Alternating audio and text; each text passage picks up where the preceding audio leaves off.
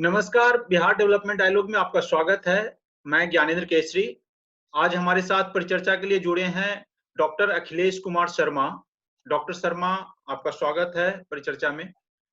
Doctor Sharma एक development economist हैं और ये आईएसआईडी के साथ असिस्टेंट प्रोफेसर के रूप में जुड़े हुए हैं। इन्होंने MSMEs, institutional economics, social protection, inclusive growth पे काफ़ी काम कर रखा है। ये इनका रिसर्च का और इंटरेस्ट रहा है।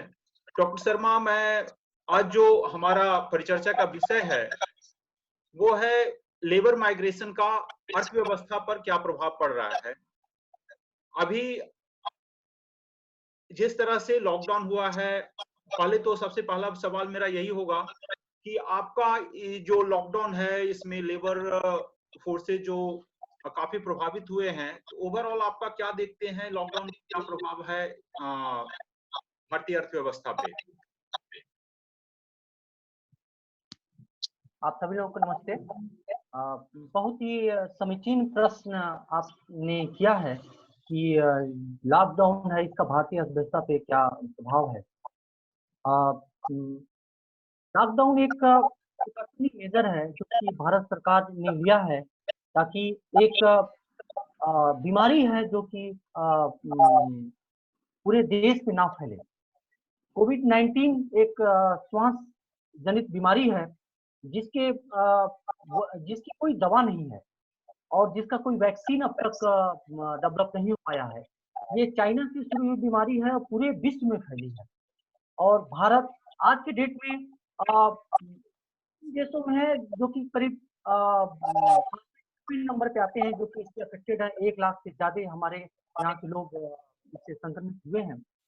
25 मार्च को भारत सरकार ने लॉकडाउन भारत में लागू किया था और इसके लॉकडाउन की वजह से हमारे यहाँ सारी की सारी आर्थिक गतिविधियां पूरी तरह से ठप पड़ गई। इसका सबसे पहला असर हुआ वो हमारे मजदूरों पे हुआ।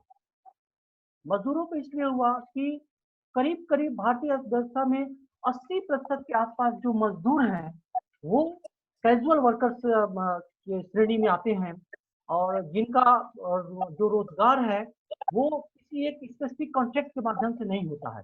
तो लॉकडाउन के होने की वजह से वो जहाँ थे वहीं फँस गए। उनको आगे कोई काम मिलेगा कि नहीं मिलेगा और उनको वेतन मिलेगा कि नहीं मिलेगा, इस तरीके की समस्या आ गई।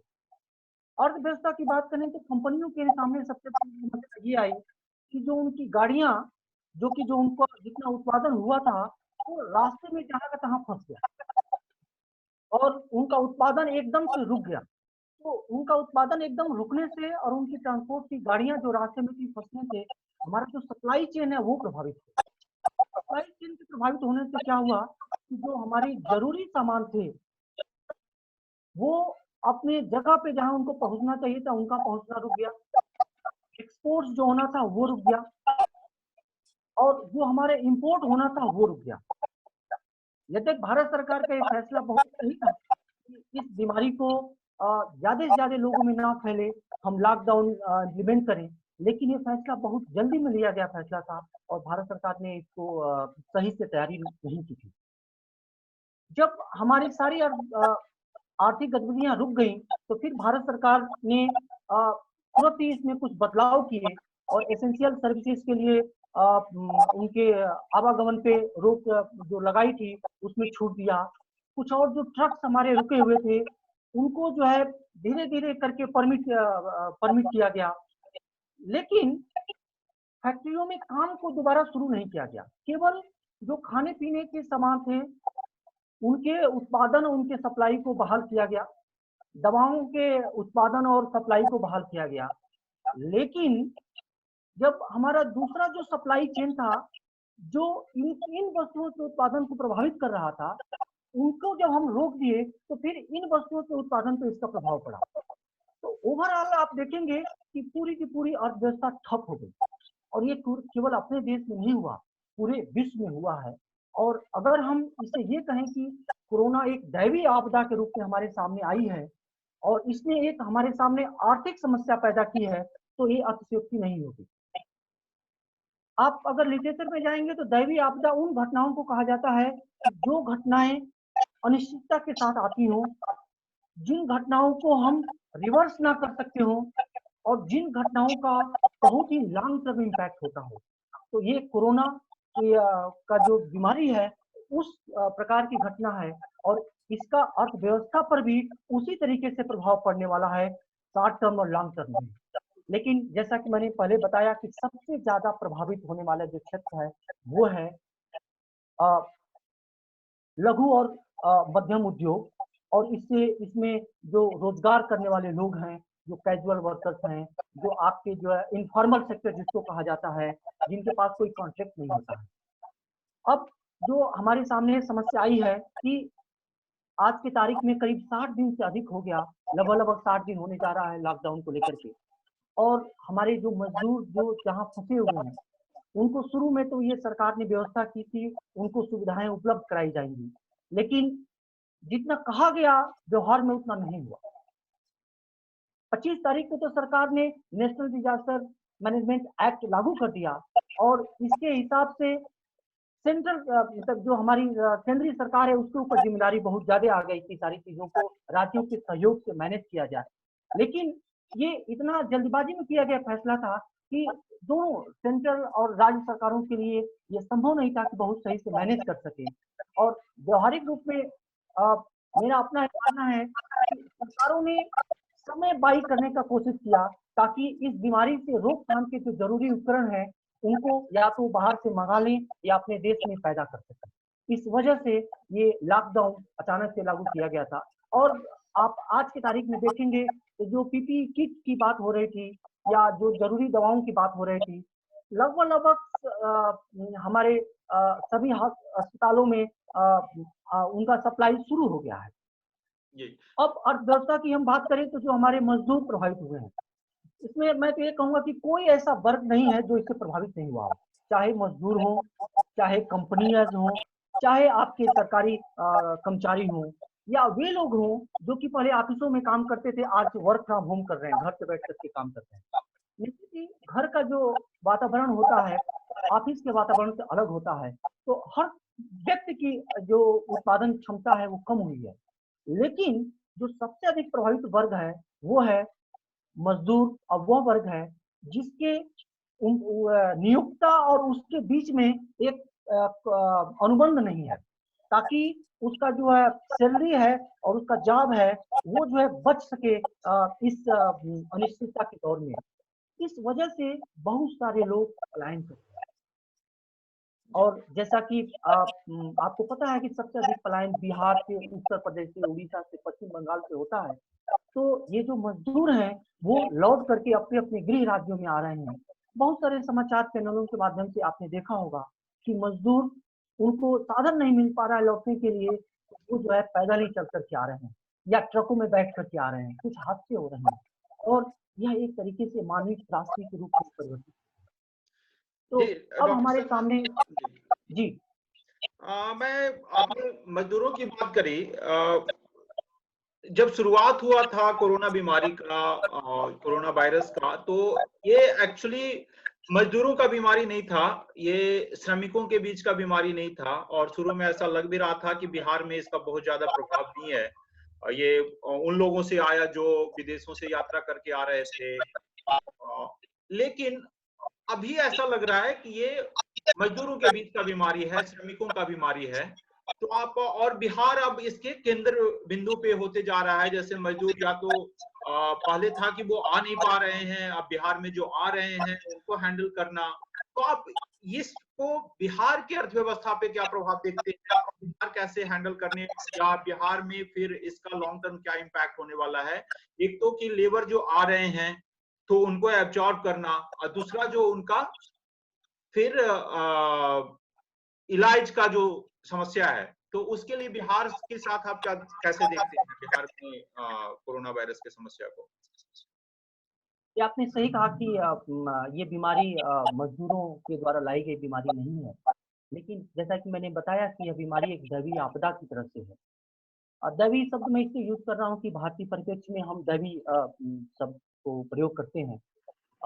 इस टाइप की अनिश्चित घटनाओं को लेकर के। बाहर से लोग आए, लेकिन जब बीमारी आई और इसके लिए जो सोशल डिस्टेंसिंग की बात की गई, लॉकडाउन की बात किया गया और ये कहा गया कि लोगों में लोग एक साथ घुले-मिले नहीं। तो जो हमारे मज़दूर हैं, जो बाहर रहते हैं, ऐसी परिस्थितियों में रहते हैं कि एक-एक कमरों में, एक-एक घरों में 10-10, 20-20 लोग रहते हैं।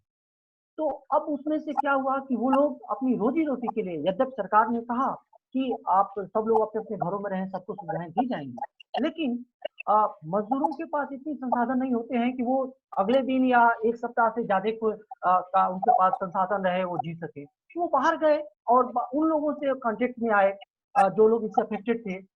वो बीमारी फिर उन घरों में आई जहाँ वो एक साथ अपने 15-20 साथियों के साथ रह रहे थे और वो उससे प्रभावित हुए।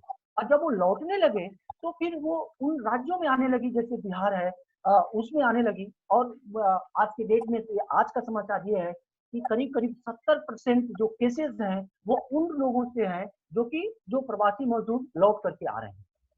अब रही बात इनकी बिहार की अर्थव्यवस्था पे, तो बिहार की अर्थव्यवस्था को हमें समझने के लिए हमें देखना होगा कि बिहार की अर्थव्यवस्था मुख्यतः जो है, कृषि पर आधारित अर्थव्यवस्था है। यहाँ के लोग सबसे अधिक माइग्रेट हो रहे हैं। इसका मतलब ये हुआ कि बिहार की अर्थव्यवस्था जो कृषि आधारित है और लघु मध्यम उद्योग आधारित मुख्यतः अर्थव्यवस्था है, इसमें अपने बिहार के लोगों को एब्ज़ॉर्ब करने की पूरी क्षमता नहीं है। और इसी वजह से ये लोग एक बेहतर भविष्य के लिए दूसरे राज्यों में दिल्ली या आपका महाराष्ट्र हो गया या हैदराबाद हो गया, बैंगलोर हो गया, केरला हो गया, ऐसे राज्यों में पंजाब हो गया, जम्मू कश्मीर हो गया, ऐसे राज्यों में अपनी आजीविका और बेहतर भविष्य के लिए जाते हैं। तो जब ये मज़दूर बिहार में लौटेंगे, तो मेरा ये मानना है कि निश्चित ही बिहार की अर्थव्यवस्था के पास इतनी क्षमता वर्तमान में नहीं है, कि इन सभी मज़दूरों को उनके लिए काम दे सके।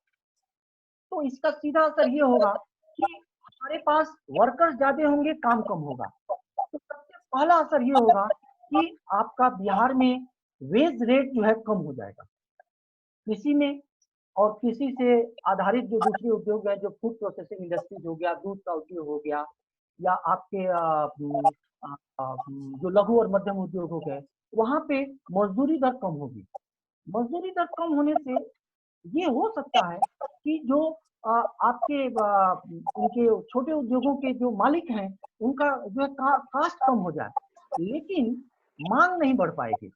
क्योंकि जो माँग का जो मुख्य स्रोत है, वो हमारी जनसंख्या है, आम लोग हैं, जो इन सारी वस्तुओं को कंज़्यूम करते हैं। तो माँग कम होने से क्या होगा कि जो हमारे उद्योगपति हैं, वो अर्थव्यवस्था में निवेश करना नहीं चाहेंगे। तो अब हमारे सामने ये 2 तरीके की समस्या आ गई। सप्लाई साइड की भी समस्या आ गई और डिमांड साइड की भी समस्या आ गई। तो सरकार को दोनों दोनों स्तर पे प्रयास करने की ज़रूरत है और सब मेरे विचार से सबसे पहले जो माँग की समस्या है उसको एड्रेस करने की ज़रूरत है। क्योंकि जब माँग की समस्या को जब एड्रेस करेंगे, लोगों के पास मैं ये नहीं कहता हूँ कि लोगों को आप जो है बहुत ज़्यादा पैसा दे दीजिए, लेकिन आप इतना ज़रूर पैसा दे दीजिए कि वो एक सामान्य जीवन ताकि उनके खाने की ज़रूरतें, दवा की ज़रूरतें, उनके बच्चों की पढ़ाई की ज़रूरतें पूरी हो सकें। तो वो जो है बाज़ार में अपनी माँगों को लेकर के जाएँगे और उसके वजह से जो हमारे उद्योगपति हैं, उनको लगेगा कि बाज़ार में माँग बनी हुई है, तो वो एक अनिश्चित दौर में भी निवेश करने के लिए प्रोत्साहित होंगे। और जब वो निवेश करने के लिए प्रोत्साहित होंगे, तो फिर उन उद्योगों में रोज़गार के अवसर जनरेट होंगे और जब वो रोज़गार के अवसर जनरेट होंगे, तो फिर से एक चेन के रूप में बिहार की अर्थव्यवस्था ही नहीं, पूरे देश में माँग और सप्लाई का जो चेन तैयार होगा, हमारी पूरी अर्थव्यवस्था को रिवाइव करने के लिए काम करेगा। तो मेरा सुझाव है कि सरकार को दोनों स्तरों पे काम करने की ज़रूरत है। एक तो हमारे उद्योगपतियों को प्रोत्साहित करने की ज़रूरत है, उनको जो है इंटरेस्ट की बात है वर्किंग कैपिटल के लेवल पे सहयोग करने की ज़रूरत है, जो कि कुछ हद तक सरकार ने किया है। आरबीआई की जो पॉलिसीज़ है उसके माध्यम से किया है। अभी गवर्नमेंट ने जो है 20 लाख करोड़ का पैकेज दिया है, मैं उसको पर्याप्त नहीं मानता हूँ। लेकिन ये मैं मानता हूँ कि कुछ हद तक इन समस्याओं को एड्रेस करने का काम ये करेगा। हमारे साथ जुड़े हुए हैं बिहार कनेक्ट के एडिटोरियल डायरेक्टर डॉक्टर प्रवीण के सिंह जी। मैं उनका स्वागत करता हूं परिचर्चा में और मैं उनसे आग्रह करूंगा कि परिचर्चा को आगे मतलब बढ़ाएं वो। अगला क्वेश्चन उनसे Dr. Akhilesh, इकोनॉमिक स्लोडाउन जो हम कहते हैं, ये कोविड के आने से पूर्व भी था, जब इंडियन कंटेक्स्ट में बात करते हैं। जी जी जी। और कोविड के प्रकोप से तो बहुत बड़ा हानि हुआ है, बहुत बड़ा स्लोडाउन हुआ है, अभी कुछ स्थिर हो गया है। आपके समक्ष जो परिस्थिति है, इसको आप एज ए इकोनॉमिस्ट आप इस पे क्या सरकार को क्या एडवाइस देना चाहेंगे कि शॉर्ट टर्म और लॉन्ग टर्म मेजर्स क्या क्या लिया जा सकता है? आपने सही कहा कि जो इकोनॉमिक स्लो डाउन की जो समस्या है वो पहले से है, और मेरे विचार से ये डीमोनेटाइजेशन जब किया गया था, मैं इसको तब से इसलिए लिंक कर रहा हूँ कि रिसेंट पास्ट में ये सबसे बड़ी घटना थी डीमोनेटाइजेशन की, और जिसने हमारे लघु और मध्यम उद्योग को सबसे अधिक प्रभावित किया। हमारी इकोनॉमी मोस्टली जो है इनफॉर्मल इकोनॉमी है। अगर हम इंटरप्राइजेस की बात करें, आप देखेंगे तो करीब करीब 90% या उससे ज्यादा ही हमारे यहाँ इनफॉर्मल सेक्टर है। और उसमें अगर रजिस्टर्ड अनरजिस्टर्ड की बात करें तो मेरा ये मानना है कि करीब करीब 70% के आसपास जो हमारे पास इंटरप्राइजेस है जिनका कहीं रजिस्ट्रेशन नहीं है। तो अब आप ये समझ सकते हैं कि हमारी सरकार के पास कोई आंकड़ा नहीं है कि 70% के आसपास की जो उद्योग धंधे हैं उनको कैसे हम उनको सहयोग प्रदान कर सकें। जो बड़े उद्योग हैं जिनका रजिस्ट्रेशन है उनको तो वो सहयोग प्रदान कर सकते हैं। अब ये जो इकोनॉमिक स्लोडाउन जो पहले से शुरू हुआ था, वो आप बहुत सारे चैनलों के माध्यम से, रिसर्च के भी माध्यम से आप देख रहे होंगे, बेरोजगारी की समस्या बढ़ रही थी जिसको सरकार स्वीकार नहीं कर रही थी। लेकिन इस कोविड-19 ने सरकार को एक तरीके से एक नई समस्या, एक मतलब बड़ी लकीर सामने रख दिया है, ताकि वो छोटी लकीर को सरकार भूल जाए और सरकार के ऊपर कोई मतलब कि दोषारोपण न हो सके इस समस्या के लिए। खैर, आज के समय हमारे सामने बड़ी समस्या ये है कि हम कोविड-19 के द्वारा जो आर्थिक समस्या आई है जिससे कैसे उभरे। तो ये एक बहुत ही विचित्र समस्या है। विचित्र समस्या इसलिए है कि केवल ये आर्थिक समस्या नहीं है, ये स्वास्थ्य की भी समस्या है और उसके बाद ये आर्थिक समस्या है। तो हमें लोगों के स्वास्थ्य, मतलब उनके जीवन और उनकी जीविका दोनों के बीच में बैलेंस करना है।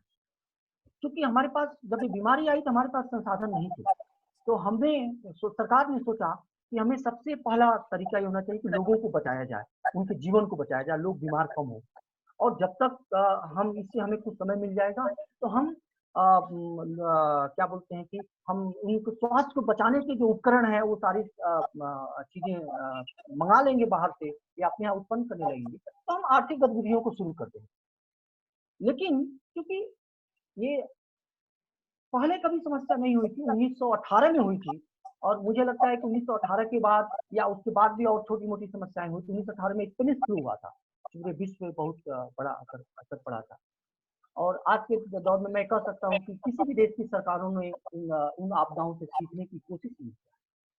केवल हम शॉर्ट टर्म मेजर्स को ही लेकर के चलते हैं, और जब वो समस्या भूल जाती है, सब समस्या बीत जाती है, तो हम जो है मतलब कि दूसरी समस्याओं में, राजनीतिक आर्थिक समस्याओं में उलझ जाते हैं। आज के दौर में जैसा कि मैं आपको बताया कि 70% के आसपास हमारे उद्योग धंधे का रजिस्ट्रेशन नहीं है। मेरे विचार से सरकार को सबसे पहले कोशिश ये करना चाहिए कि हम उद्योग धंधों को प्रोत्साहित करें कि वो रजिस्टर कराएं। उनके रजिस्टर कराने से क्या होगा कि सरकार के पास ये आंकड़े आ जाएंगे कि हमारे पास किस किस तरीके के उद्योग धंधे हैं, वहाँ कितने वर्कर्स काम करते हैं, किस तरीके के वर्कर्स काम करते हैं। ऐसे ही माइग्रेंट वर्कर की समस्या है। मेरा ये मानना है कि राज्य सरकारों की जिम्मेदारी है कि वो एक आंकड़ा तैयार करें कि उनके पास कितने लोग हैं जो कि बाहर के प्रदेशों में जाते हैं, बाहर के देशों में जाते हैं और लौट करके आ जाते हैं। मैं तो ये सजेस्ट करूंगा कि एक स्किल बैंक तैयार किया जाए। स्किल बैंक किस किस किस किस स्किल के लिए कितने कितने लोग हैं, ताकि सरकार ये समझ सके, प्लान कर सके कि हम जो है किन किन इस तरीके के स्किल के लोगों को कहाँ कहाँ लगाने की जरूरत है, और उन उद्योगों को जो है सरकार जो है प्रोत्साहित करने की कोशिश करे, ताकि जो हम लोगों के आजीविका का जो संकट आया उसको हम जो है दूर कर सके। तो अगर शॉर्ट टर्म की हम बात करें तो सबसे पहले, जैसे कि मैंने पहले बताया कि हमारे सामने दो तरीके की समस्या है, एक तो डिमांड एंड सप्लाई दोनों तरीके की। अनसर्टेनिटी की वजह से हमारे जो उद्योग धंधे हैं वो शुरू नहीं हो पा रहे हैं। केवल खाने और दूध और दवाई के उद्योग के अलावा बाकी उद्योग धंधों में लोग इन्वेस्ट नहीं करना चाहते। तो हमें उस अंसर उनके जो उद्योग धंधे शुरू कर कैसे होंगे इस पर ध्यान देने की जरूरत है। तो आरबीआई के माध्यम से, बैंकों के माध्यम से हमें उनके वर्किंग कैपिटल के जो फ्लो को उसको सही करना होगा। जो डिलेड पेमेंट है उस इसी को भी हमें एड्रेस करने की जरूरत है। साथ ही साथ क्योंकि ये तो हम उन्हें कुछ मेजर्स प्रोवाइड कर रहे हैं ताकि उनके पास जो पैसे की जो समस्या आ रही है, कैपिटल की जो समस्या आ रही है उसको एड्रेस कर सकें, लेकिन उनका उत्साह, वो रिस्क लेने की जो कैपेसिटी तब आ पाएगी जब मार्केट में डिमांड होगा, और मार्केट में डिमांड तब होगा जब लोगों के पास पैसा हो, और लोगों के पास पैसा तब होगा जब उनके पास रोजगार होगा। तो अब इस चेन को ब्रेक करने के लिए, क्योंकि रोजगार तब होगा जब जो उद्योगपति इन्वेस्ट करेंगे, तो इस चेन को हमें थोड़ा सा ब्रेक करने की जरूरत है। इसमें सरकार का रोल बहुत ही इंपॉर्टेंट हो जाता है। सरकार रोजगार उद्योगपतियों के काम के बीच में अगर लोगों को कुछ पैसे देती है, जो जिसको फिस्कल स्टिमुलस कहा जाता है, लोगों के अकाउंट में पैसे देती है, या फिर हमारे पास सबके आंकड़े नहीं है, लेकिन आज के तारीख में उद्योग आधार तो उनके लिए है, उद्योगपतियों के लिए है, आधार नंबर है सबके पास। और जितने भी हमारे पास लोगों के आंकड़े हैं, चाहे जनधन आंकड़े हो, पंचायत का हेल्प लेने की जरूरत हो, वहां से गरीबों के आंकड़े लिए जाए, उनके खातों में कुछ पैसे दिए। वो पैसा केवल खाने के लिए ना हो, वो पैसा उनकी दूसरी जरूरतों को भी पूरा करने के लिए हो, ताकि वो लोग अपनी दवाओं के ऊपर खर्च कर सके, वो छोटे मोटे यात्रा के ऊपर खर्च कर सके। तो इससे क्या होगा कि एक मांग जनरेट होगा। जब एक मांग जनरेट होगा तो उद्योगपतियों के अंदर उत्साह आएगा, उद्योगपति इन्वेस्ट करेंगे, और जब उद्योगपति इन्वेस्ट करेंगे तो ऑटोमेटिक ये जो है डिमांड और सप्लाई का जो चेन है जो कि ब्रेक हो गया है लॉकडाउन की वजह से, ये शुरू हो जाएगा। और सरकार को फिजिकल जो रेवेन्यू जो प्राप्त होता है, मतलब कि कर के रूप में जो सरकार को प्राप्त होता है, कर भी प्राप्त होने लगेगा, और ये समस्या धीरे धीरे करके हल हो जाएगी। ये शॉर्ट टर्म की बात है। लॉन्ग टर्म के लिए हमें देखिए, जो विदेशों से हमारा जो है व्यापार अभी कम होगा, क्योंकि लॉकडाउन पूरे विश्व में है, सोशल डिस्टेंसिंग पूरे विश्व में लागू किया जा रहा है। तो विदेश जो है, विदेशी कंपनियां मतलब दूसरे देशों में हमारे एक्सपोर्ट की मांग कम होगी। तो हमें अपने देश में लोकल इंटरप्राइजेस को, जैसे बिहार की हम बात कर रहे हैं, तो बिहार के जो छोटे उद्योग हैं, जैसे मधुबनी पेंटिंग हो गया आपका, फूड प्रोसेसिंग, बिहार जो है वेजिटेबल में चौथे नंबर पे आता है पूरे देश में। बिहार जो है फलों के मामले में 7वें 8वें नंबर पे आता है। तो अगर हम फूड प्रोसेसिंग उद्योग है बिहार में, हम उसको प्रमोट करें तो लोगों को उनके लोकल स्तर पर ही रोजगार मिल सकता है। मनरेगा का जो दायरा है उसको हम बढ़ा दें। अभी 150 सरकार ने किया है, हम उसको 200 करते हैं, 200 दिनों के लिए करते हैं। मनरेगा का जो काम है वो जो है, हम केवल सड़क और तालाब के न रख करके हम जो है मनरेगा का जो काम है हम खेती से भी जुड़े कामों में ही लगा दें, फूड प्रोसेसिंग इंडस्ट्री जो लोकल लेवल पे है उसमें भी इन्वॉल्व कर दें। तो हम जो हमारे वर्कर्स, माइग्रेंट वर्कर्स आ रहे हैं उनको हम जॉब दे और रोजगार दे सकते हैं, और ये जो सप्लाई और चेन है उसको मेंटेन कर सकते हैं। तो दो लेवल पे हमें करने की जरूरत है। शॉर्ट टर्म मेजर्स में हमें उद्योगपतियों और मजदूरों, लोगों को फिजिकल स्टिमुलस के माध्यम से और आरबीआई के फाइनेंशियल मेजर्स के माध्यम से सपोर्ट करने की जरूरत है। लॉन्ग टर्म मेजर्स के टर्म से मैं ये कहूंगा कि हमें अपने उद्योगों को रजिस्टर करने के लिए प्रोत्साहित करने की जरूरत है। हमें स्किल बैंक बनाने की जरूरत है। बहुत सारे चैनलों पे मतलब कि हमारे पास बात की जाती है बहुत सारे चैनलों पे कि हमें अनएम्प्लॉयमेंट को लेकर के डाटा बैंक बनाया जाए। मैं तो ये कहूंगा कि अनएम्प्लॉयमेंट के साथ साथ हमें स्किल बैंक बनाने की जरूरत है, ताकि बिहार सरकार को पता रहे कि हमारे जो माइग्रेंट वर्कर्स लौट करके आ रहे हैं उनके पास क्या क्या स्किल है और हम उनको कहाँ कहाँ उपयोग कर सकते हैं। और फिर उन आर्थिक गतिविधियों को सरकार प्रमोट करे शॉर्ट टर्म्स में, और लॉन्ग टर्म में सरकार हमारे रिसोर्सेज को कैसे यूज करना है ताकि लोकल इंटरप्राइजेस को प्रमोट किया जा सके, और कैसे हम सेल्फ सफिशिएंट इकोनॉमी की तरफ बढ़ सकते हैं, इस पे जोर देना। डॉक्टर अखिलेश, एक जो आपने बात कही इकोनॉमिक मेजर्स की, जो सरकार ने जो आरबीआई के माध्यम से जो लिक्विडिटी को इंफ्यूज किया है इकोनॉमी में, या हम बात करें लेंडिंग रेट्स को कम करके बैंक ने एक माहौल खड़ा करने का प्रयास किया है, एसएमई एक्सपर्ट के रूप में आप इस पर प्रकाश डालें और बताएं कि क्या ये मेजर्स आज की परिस्थिति में सफिशिएंट हैं, और क्या ये मेजर्स सही समय पे लिया गया है या विलंब हुआ है? आज के समय में इस पर क्या किया जा सकता है? अब देखिए, हमें सबसे पहले समझने की जरूरत है कि लॉकडाउन में सारी आर्थिक गतिविधियां ठप हैं। तो जब लॉकडाउन में सारी आर्थिक गतिविधियां ठप हैं तो आप लिक्विडिटी इंफ्यूज करेंगे तो भी कुछ बात नहीं बनेगी, क्योंकि जब तक मार्केट में डिमांड नहीं होगा तो उस लिक्विडिटी को यूज कौन करेगा, तो यूज नहीं हो पाएगा। हमें जो जरूरत है, दो चीजों की सबसे पहले जरूरत थी। पहली चीज ये जरूरत थी, जो भी कंपनियों ने लोन लिया हुआ है तो उनको जो है जो इंटरेस्ट पेमेंट है उसको डिले किया जाए। तो इसके लिए मतलब कि सरकार ने मेजर्स लिए हैं, जो कि पहले 3 महीने के लिए कहा गया था, मोराटोरियम की बात की, और अभी जो है सुनने में आ रहा है कि उसको अगस्त तक के लिए किया। तो ये मेजर्स टाइमली है, लेकिन इसमें जो सबसे जो बड़ी समस्या है, जो कि मैंने आप लोगों को बताया कि हमारे यहाँ करीब करीब 70% उद्योग जो है रजिस्टर्ड नहीं है। तो अब आप ये समझ सकते हैं कि जब 70% उद्योग रजिस्टर्ड नहीं है तो 70% उद्योग इनका लाभ नहीं ले सकते, तो केवल 30% लोग ही इसका लाभ ले पाएंगे। अभी सरकार ने एक जो आपके जो फाइनेंशियल मेजर्स दिए हैं, उस मेजर्स में सरकार ने क्या किया है कि एमएसएमई का डेफिनेशन बदल दिया है। पहले एमएसएमई का डेफिनेशन केवल इन्वेस्टमेंट के आधार पे था, investment in plant and machinery के आधार पे। अभी इन्वेस्टमेंट इन प्लांट मशीनरी का साथ साथ टर्नओवर भी आ गया है, और अभी जो investment in plant and machinery 1 crore तक माइक्रो इंटरप्राइजेज, 1 से 10 करोड़ तक आपका मीडियम इंटरप्राइजेज, और 10 करोड़ से 20 करोड़ तक आपका 1 करोड़ तक माइक्रो इंटरप्राइजेज, 1 करोड़ से 10 करोड़ तक आपका स्मॉल इंटरप्राइजेज, 10 करोड़ से 20 करोड़ तक का मीडियम इंटरप्राइजेज।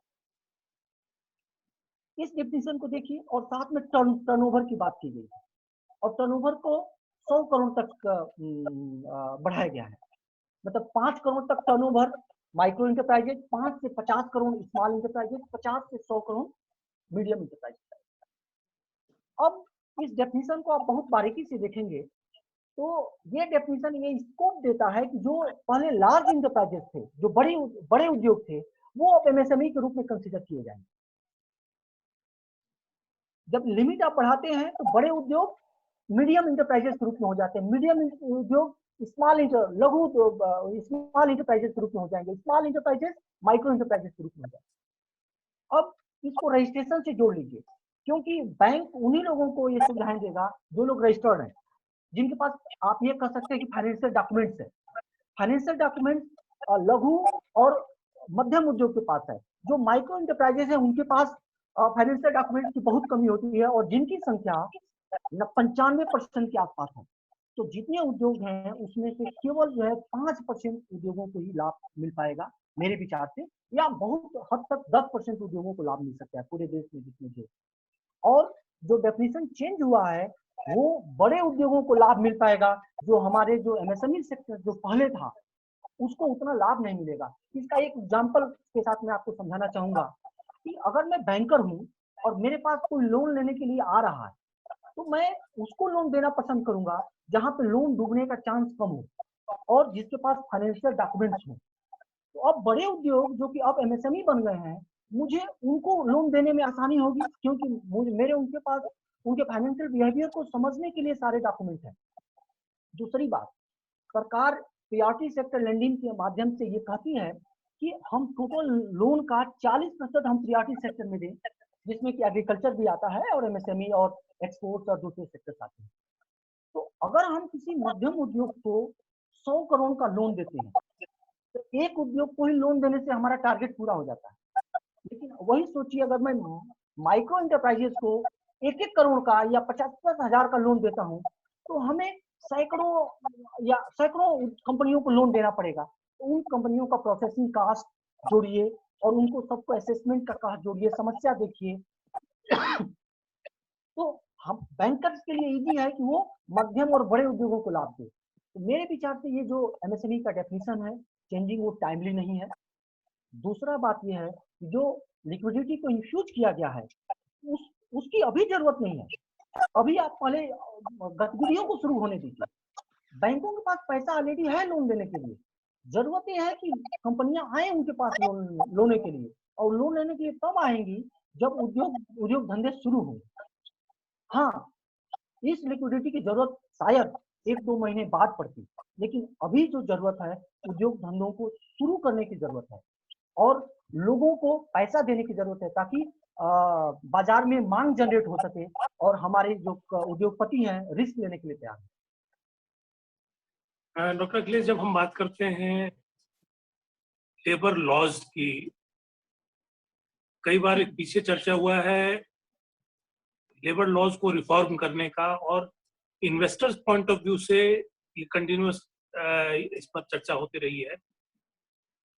करंट सिनेरियो में जो चीजें उत्पन्न हुई है लेबर लॉज को लेकर के, इसका आपका क्या वक्तव्य है, आप क्या कहना चाहेंगे? इसके लिए मैं एक छोटा सा उदाहरण दूंगा। नीति आयोग ने जो 2013 में एक स्टडी कराई थी, उस समय वो प्लानिंग कमीशन था, और बेन एंड कंपनी के माध्यम से ये सर्वे कराया गया था कंपनियों का। और उनका उद्देश्य था ये देखना कि कंपनियों में जो डिफरेंट तरीके के वर्कर्स हैं, एक परमानेंट वर्कर्स होता है, एक कॉन्ट्रेक्चुअल वर्कर्स होता है। परमानेंट वर्कर्स और कॉन्ट्रेक्चुअल वर्कर्स के सैलरी में भी डिफरेंसेस होता है। तो उस स्टडी का उद्देश्य ये था कि क्या परमानेंट उन कंपनियों का आउटपुट, उनका प्रोडक्टिविटी और प्रॉफिट ज्यादा है जहां पे कंपनियां अपने वर्कर्स को अपने असेट के रूप में देखती हैं, या उन कंपनियों का आउटपुट और प्रॉफिट ज्यादा है जहां पे कंपनियां अपने वर्कर्स को एक लाइबिलिटीज के रूप में देखती हैं। क्योंकि जब आप लाइबिलिटीज के रूप में देखते हैं तो आप अपने वर्कर्स पे कम खर्चा करने की कोशिश करेंगे, उनको कम से कम रोज जॉब पे रखने की कोशिश, उनको सुविधाएं कम देंगे, सोशल सिक्योरिटी मेजर्स कम देंगे।